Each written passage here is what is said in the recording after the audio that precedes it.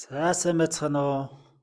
Шинэ нэрний шинэ хүн подкастын маань ээлж дугаар эхэлж байна. Ингээд энэ хот багштайгаа бид тэр өмнөх дугаарт ярьсан итгэлийн талаар подкастаа үргэлжлүүлж байна. Ер нь итгэлийн талаар ярьсан байлаа тий. Тэгээд таны хувьд энэ итгэлээ одоо алдчихсан үе байна уу? Тэр талаараа ярил. За яг над дээр ингээд итгэл гэдэг сэдвийг ярих юм бол би өөрийнхөө тууллыг л ярих гэдэг юм л та. Би болохоор ингээд нэг сүнс сэрх гэдэг ойлголт өгдөг тий. Тэнгүүт миний сүнс болохоор 3 жилийн өмнө сэрсэн болж таарж байгаа хгүй. Би ингээд хоёр багш дээрээ тандал тайлгаж байхад сүнс чинь 3 жилийн өмнө сэрсэн юм байна. Тэгээ одоо зүгээр бодож байхад яг миний нэг амьдралд тийм нөгөө сэтгэл готролд орсон мэдрэмж авч ирсэн үе маань яг 3 жилийн өмнөөс эхэлсэн байгаа байхгүй. Тэгээ би болохоор ингээд 4 хүүхэдтэй. Тэгээд 4 хүүхэд маань бүгдээрээ бага насных бүгд ойрхон жилийн зайтай төрцгөөсөн. Тэгээд энэ бага насны олон хүүхэдтэй 4 хүүхэдтэй имэж хүн байгаа. Тэгээд яг анх намайг бас одоо юм олон нялх нэраа хүүхдүүдтэй олон ч гэдэг тахгүй ер нь эмэгтэй хүн төрснийхаа дараа нэг хэсэг сэтгэл готрлын мэдрэмж авдаг. Одоо би төрсний дараах тийм хямралд орсон гэдэг олон ч ээжүүдтэй тийм юм бас уншижсэн. Тэр ерөнхийдөө яг нэг тийм юмд орчлоо гэдэг өөрийгөө бодоод одоо манай том охин 8 нас хүрч байгаа байхгүй. Тэгээд одоо яг энэ замналаар яваад би үндсэндээ нэг 3 сар орчим л болж байна. Тэгээд тэрнээс өмнөхөө бодох юм бол үндсэндээ ойлж жирэмсэн болсон үеэс авахгүйлаад 8-9 жилийн турш одоо гэртээ байсан байгаа хгүй хүүхдүүдээ хараад. Тэгэнгүүт ингээд миний бодож байгаагаар би нөгөө өөрөө нөгөө гэртээ байгаад байснаас болоод ингээд нийгэмтэй харьцахгүй байгаад ангууд тийм сэтгэл готрлын юмд орчлоо доо. Дээрээс нь нөгөө дөнгөж төрөнгүүд төрсний дараах нэг хэсэг гормон нөгөө эрдэс витамины дутагдлууд байна тий. Дээрээс нь жоох хүүхдүүдтэйгээ байдаг учраас стресс гэж юм бас ордог. Энэ бүгдийн нөлөөллөөр ингээд сэтгэл готролтой болчлоо гэд өөрийгөө онцлоод байсан. Тийм юм мэдрэмжээ жоохон таниад исэн гэх юм уу. Тэгсэн чинь одоо зүгээр бодоход энэ бол сэтгэл готрлын мэдрэмж биш байсан байгаа байхгүй. Энэ ерөөсөө хүний сүнс ирчгээрээ сүнснийхээ ажлыг хийх гээд цаанаасаа ийм мэдрэмж төрдөг юм. Тэр нь яг сэтгэл готрлын мэдрэмжтэй. Сэтгэл готрол өөртөө итгэлгүй болоод тийм итгэлгүй болдог. Тэгээд итгэл гэдэг зүйлтэй чи яаж холбогдоод байгаа юм бэ гэхээр би ингээд сургалтанд сууж авах хугацаанд болохоор яг өөрийнхөө дотор бүх асуудлуудтай нүр тулж эхэлсэн байхгүй. Тэгээд тэрийг ингээд асуудлуудтай нүр тулж авах үедээ өөрийгөө амар амьдралтаа итгэл үнэмшлээ алдсан гэдгийг олж мэдсэн. Тэгээ одоо ингээд хүнд нэг хүүхэд байхад нь ингээд төрдөг нэг тийм хүсэл тэмүүлэл би нэг ийм хүн болно даа хүүхдийн нэг амар гоё гин цагаан хүсэл тэмүүлэл мөрөөдөл тэгээл нэг амьдралтаа ингээд нэг гоё юм ингээд төсөөлөх ч юм уу тийм мэдрэмжүүд байдаг. Тэр юм надад байхгүй болсон. Би тэр үеэ мэддэг. Надад нэг амьдралын гоё зориг гоё тэмүүлэл байдаг та гэдгийг мэддэг. Тэрнээсээ тийм юм мэдрэмж бүр байхгүй болсон. Тэгэнгүүт ч хүн өөрийгөө хэвэн биш байгааг анзарч эхэлтэй байна. Ингээд ад жаргалгүй юм шиг тийм мэдрэмж аваад эхлэхээр хүний чинь нөгөө хүсэл тэмүүлэл, итгэл үнэмшил гэдэг юм чинь хүнд амар том юм амьдрах хүсэл тэмүүлэл орчилж байна шүү дээ. Тийм тэгсэн тийм юм алтчингууд тэр юу хүн өөр ирэхгүй анзарч яаж амьдраад байгаа нэг л тийм утга учиргүй зориггүй ирэх биш ингээл нөгөө ханижилтэй хайртай үр хүүхдүүдтэй маш хайртай учраас тэр хүмүүстэй л анхаарал хандуулах тавихын төлөө оршоод байгаа болохоос ш. Яг би өөрөө хинбэ? Би өөрөө юу хүсдэг үлээ гэдэг юм бүр мартцсан. Бүр тийм нэг гоё хүсэл тэмүүлэл юм бүр байхгүй болсон. Ер нь хүн чи яг нөгөө хүсэл тэмүүлэл зорилгынхон төлөө илүү нөгөө нэг явахлаар илүү эрч хүчтэй амьдардаг шүү дээ тий. За яг хүүхдүүд гэр бүл гээд байна. Гэхдээ тэнд чинь бас нэг хувь хүний нэг юу яваад шүү дээ. Хүсэл эрмэлзэл тэмүүлэл яваад шүү дээ тий. Тэр мөр нэг ингээд сэтгэл найдвараа алдах юм уу сэтгэл готролд ингээд орохоор бол тэр ч өөрөө цаашаа ямар ч нэг хүчгүй болчихлоо юм л да тий. Тий. Яг тийм мэдрэмж авчдаг юм бэл. Тэгээд л нөгөөдхөө итгэл үнэмшил юмаа олж авах гал янз бүрийн юм сонсоод ч юм уу тий. Эсвэл ингээд хүн амьтанд тэр байдлаа хуваалцаал өөрийгөө сэтгэл санаагаар өргөхгүй л оролдоод таньж мэдэх гээл оролдоод байгаа боловч яг нэг тэр хэсэггүй хугацаанд тэр мэдрэмж нь арилж байгаа ч гэсэн тэгээ эргээд л хэд хоногийн дараа сарнаал нөгөө нэг хүн болж аваад байгаа байхгүй. Итгэл үнэмшилгүй нэг тийм хоосомч гэх юм уу тий. Хоосон бий болчиход байгаа. Хүн нөгөө итгэл найдвараа алдаад эсвэл сэтгэл готролд ороод эхлэхээр дандаа нөгөө сөрөг юмд их автж эхэлдэг тий. Тий одоо яг тийм байхгүй. Одоо зүгээр нэг энгийнээр хүлээгээд авчаар амьдралд нэг жижигхэн асуудал тулгарнгууд тэр яг энэ сэтгэл готрол гэдэг юмд орсон хүн маш юм хүчтэйгээр эмзэг хүлээж авдаг. Тэнгүүт одоо ингээд одоо зүгээр ингээд би яг тэр нэг асуудлуудаа эргээд бодохоор асуудал биш байсан магадад би тэр болгон дээр шаналангуу дахиад нөгөө зүрхэн орон зайдаа өөртөө шарах үсгээд ингээл өөрийгөө улам алаад байгаа байхгүй тэр мэдрэмжнээс бол.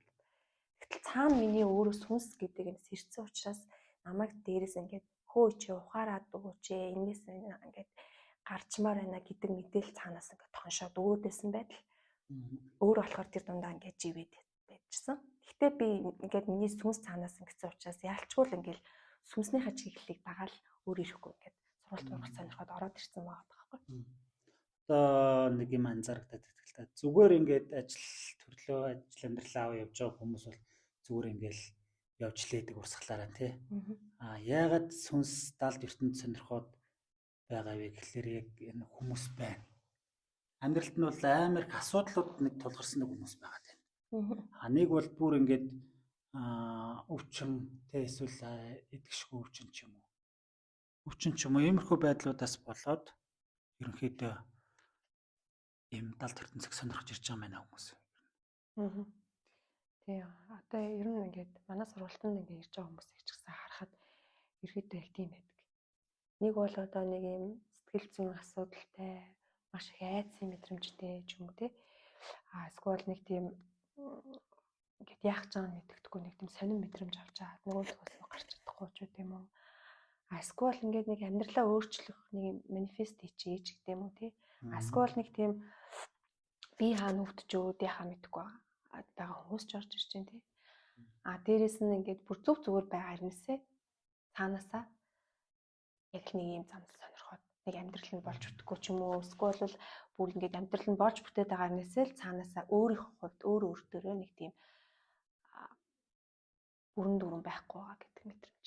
Амьдрал нь хүн харахад бүрэн бүтэн бүх юм нь болж байгаа бүтэж байгаа хэрнээсээ дотроо хоосон ямар нэгэн бодохгүй байгаа мэдрэмжтэй. Энэ болгон ч ингээд нэг нэр ярих юм бол нөгөө таны одоо сүнс сэрцэн байна л гэсэн үг тийм сүнсний мэдрэмж байгаа. Миний талаас харах юм бол би ч нөөрэө сэтгэл готролд орчлоо гэх тийм юм өөрөөс хайгаад байтал нөгөө цаадлаараа болохоор миний сүнснээс ирж байгаа мэдрэмж байсан байхгүй. Одоо тэгэхээр яг ингээд би өөртөө адилхан мэдрэмжинд орчоод яах учраа болохгүй байгаа хүмүүст хандаж хэлмээр санагддаг байхгүй. Энэ маань сургалт бол одоо ингээд яг ийм сүнслэг оршихуу ингээд юм дээдс мэдс гэд ярьж байгаа боловч нөгөө талаараа харах юм бол цэвэр сэтгэл зүйн сургалт гэдэг. Хүн доторх өөрийнхөө айдас, өөрийнхөө тэр болоод байгаа бүх юмаа таньж мэдэх үнцэг байдаг байхгүй. Одоо бид нар чинь битүү ийм айдас донд амьдарч байгаа. Хүний одоо ажил төрөлд бүтэж байгаа ч хүн байна. Тэр бүтэж байгаа хүнд ямар айдас байдаг вэ гэхээр энийг ингэж хийвэл болох болов, ингэж хийчихвэл болохгүй болов гэдэг ч юм тий. Бүхэл бүтэн болж байгаа талд нь ч бай, болохгүй байгаа талд нь ч бай. Дүүр айдас донд амьдардаг. Тий тэр нь одоо ингээд цаад утгаар ярих юм бол хэрэгэлцээ тий. Маш их хэрэгэлцээнд донд амьдарч байгаа. Тэгэхээр бидний одоо энэ бага насндаа авсан трама юмнууд байна. Дээрээс нь бидний одоо энэ сайн ярьсан сэтгэл зүйн гутралаас болоод альва асуудлыг хүн дээр хүлээж авах асуудал байна. Сэтгэл зүй гэдэг чинь юугаасаа өөрөө ингээд нэг гарт баригдахгүй нүдэнд үзэгдэхгүй ийм бодит биш юмнээсээ хамгийн айгүй хор хүнэлтэй. Тэр сэтгэл готролд орлоо. Ингээд сэтгэл зүйн мэдрэмжний амар юм асуудал мэдрэмжинд орчингуудаа хүн тэрнээс гарах гэхээр айгүй хэцүү байдаг гарч чаддаг. Тэгээ ямар сандал хүмүүс ингээд хүртэл амиа орлох юм асуудал хүртэл энэс орж шүү дээ. Тэгэхээр энэ бид нар бол энэ бүр яг энэ сэтгэл готрол одоо Монголд энэ салбар сүүлийн үед айгүй хөгжиж байгаа боловч яг одоо хангалттай биш үлээ тий. Гадны баруун энэ төр орнуудад бол сэтгэл готрол гэдэг чинь баг нэлээд дээгүүр ордог юм салбар байж байна. Монголд бол одоо сэтгэл зүй гэдэг хүний сэтгэл зүй өөрөө нийгэм амар стресстэй нийгэм. Тэр нийгэмд амьдарч байгаа хүмүүс болохоор битүү айц донд амьдарч байна, битүү стресс донд амьдарч байна. Бүгднгийнхэн сэтгэл зүйн нэг тийм босон болоогүй айц донд амьдарч байна. Тэгээд дагаад нөгөөдхөө өсөө ингээд бид нар нэр үнэхээр нэр дотоод сэтгэлийн хүч гэдэг юм ихтэй тултаал энэ нийгэм донд амьд байгаад байгаа юм шиг баг. Тэнгүүт тэр ясам дээр нөгөө нэгстэ тий 90 сайндаа гэдэг шиг амьдраад байгаа байхгүй. Тэгтэл бид манад одоо энэ салбар харьцангуй бага хөгжлөлттэй явж байгаа. Тэгтэл энэ бол маш том ярих сэдв байгаа байхгүй. Өөрөөр хэлбэл итгэл гэдэг юм алдарч байгаа учраас хүн сэтгэл готролд ороод байна. Сэтгэл зүйн асуудалд ороод байна. Тэнгүүд энэ яалчгүй энэ бол итгэл гэдэг юмны тухай ярих болж байгаа байхгүй. Одоо өөрөөр хэлбэл итгэл сэтгэл гэдэг хоёр юм чинь хоорондоо бие биентэйг харилцан хамралтайгаар уялдаа холбоотойгоор ингээд явж идэг юм байна.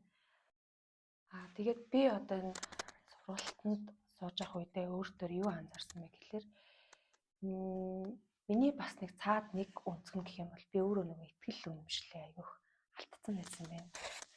Тэгээд ерөөсөө энэ итгэл үнэмшлээ олж авах дээрэс нь өөртөө тохиолдож байгаа зүйлүүдээ асуудлыг нь яг ухаарлаа аваад тэндээ миний одоо амьдрал тохиолдож исэн зүйлсүүд миний өөрөө тэр итгэлээ алдахад хүргэсэн тэр зүйлсүүд гэдэг ч юм уу те тэрний мөн чанарыг нь олгоод тэрэндээ яг гоё ухаарлаа аваад тэр хүлээн зөвшөөрөл аваад ингээд ирэнгүүт надад энэ бүхэн тохиолдох болсон шалтгаан надад хугацаад ойлгогдож байгаа байхгүй.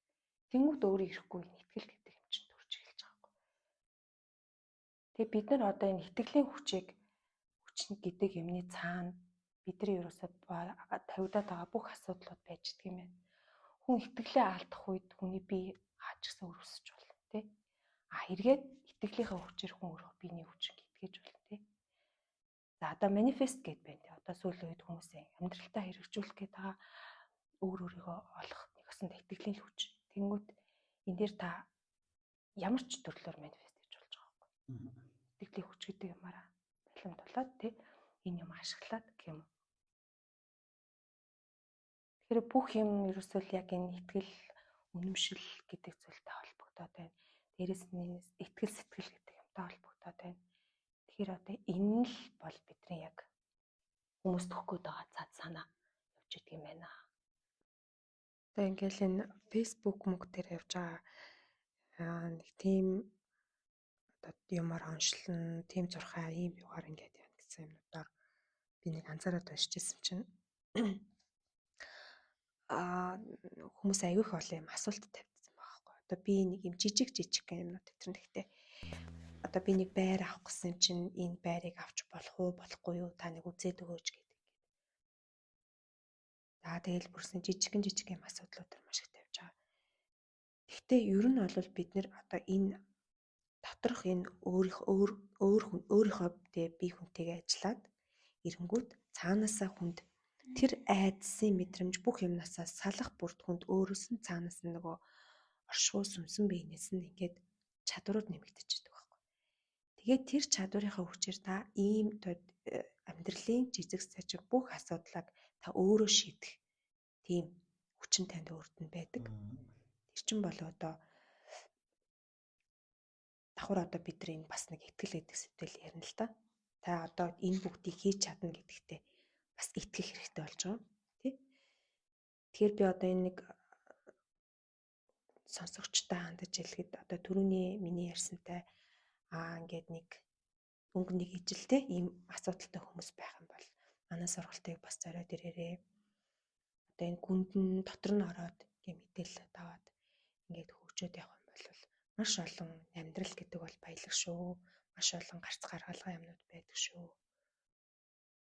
Өөрөө нөгөө биш өөрсдийнхөө тий өөрөө ингээд бас яг нэг юм асуудалд орчоо тэрийг хайгаад явж байгаа тэрнийхээ өөрөө гарц гаргалгааг олоод тэгээд ингээд хөгжөөд явж байгаа хүний хувьд надад бас нэг тэгж хэлмээр санагдаад байдаг байхгүй.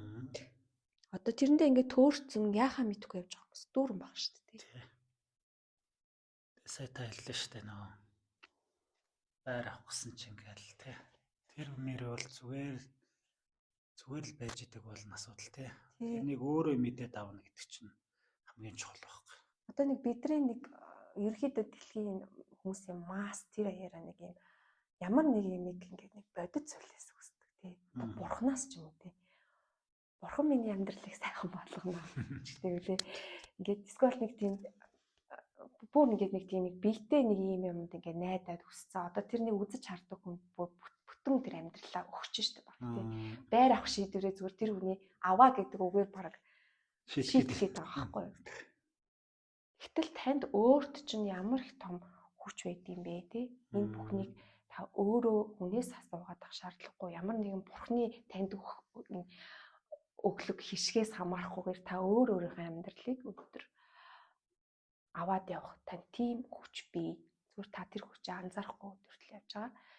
Тэр хүчээ та эргээс сэргээх, тэр хүчээ учрыг нь олохгүй яаж одоо тэрэндээ хүрэх вэ гэдгийг мэдэхгүй байгаа бол манай сургалт маань бас энэ талаар голоод чиглээд явж байгаа.